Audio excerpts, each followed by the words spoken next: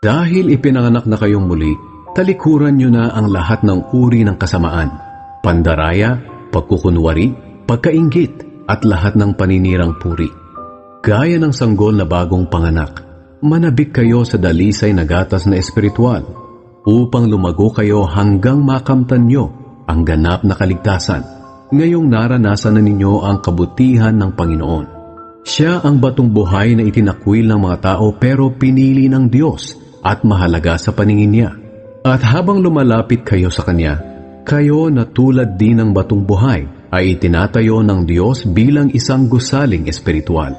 At bilang mga banal na paring pinili ng Diyos, nag-aalay kayo sa Kanya ng mga espiritual na handog na kalugod-lugod sa Kanya, dahil ginagawa niyo ito sa pamamagitan ni Hesukristo. Sapagkat sinasabi ng Diyos sa kasulatan, "May pinili akong maghahari sa Zion, tulad niya'y mahalagang bato na ginawa kong pundasyon.